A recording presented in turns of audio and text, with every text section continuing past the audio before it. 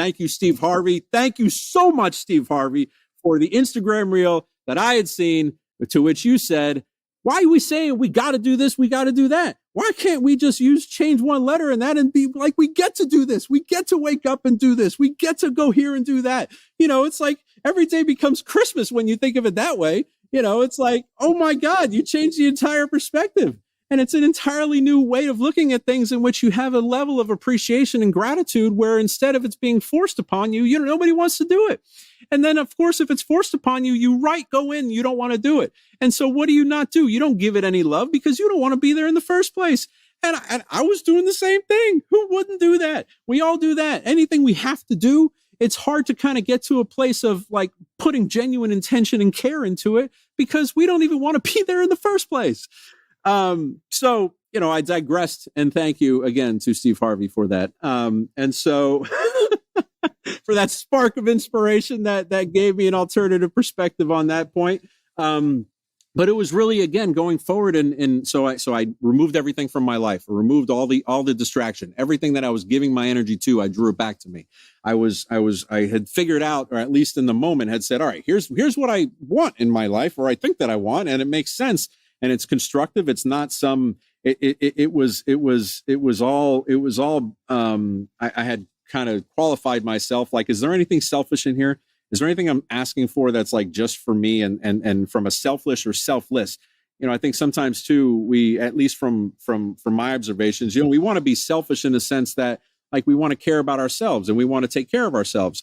But when it comes to speaking in terms of others, selfish actions and selfish thoughts and selfish feelings are the opposite of selfless. And to me, at least, selfless is a loving action. Selfless has a root of love. And when it's selfish, it's kind of the opposite of that. Right. And so, but again, I mean, those are things that everybody in their own journey needs to kind of realize, or at least gain awareness to.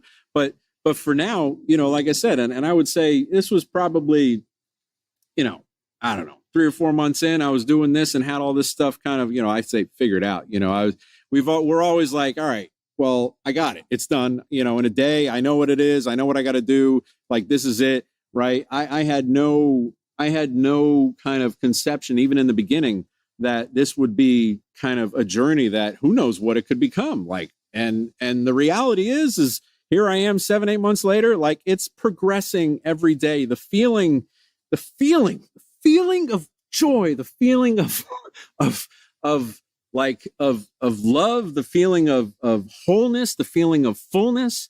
It's something that keeps growing and keeps building. And for me, at least in my journey, it's a constant focus on discipline. It's a constant focus to catch yourself. It's a constant focus to, we all think about, and for me, it's almost like protecting my thoughts and protecting my feelings.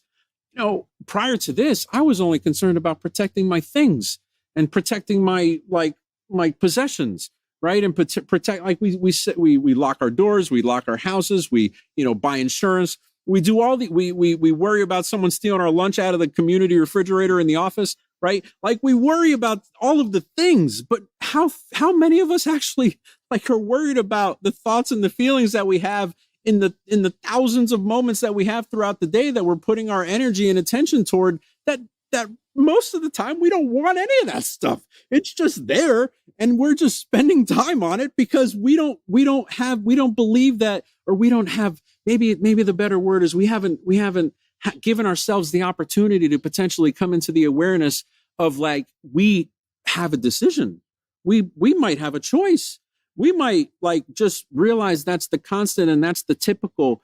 And it could vary. Like, why couldn't it be as simple as saying, well, I'll choose this. Well, and I'm sure there's people saying, well, you can't do that. Well, in the beginning, it's hard. And honestly, there's waves of things that come in that hit you over the face. Like I just had this happen to me this past 2 or 3 weeks where I've had things happen to me in my life that grounded me and have said, whoa, you think you're moving fast? Here you go. Here's a new challenge for you to overcome. Right. And so that's part of it. And that's at least from what I've experienced, part of trying to really reclaim your energy.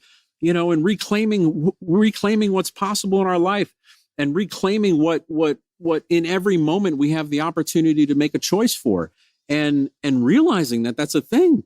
And it's unbelievable. It's truly, I mean, to me, has been inspirational. I would have never believed that, even whatever before this, that any of this is possible, or where we are today.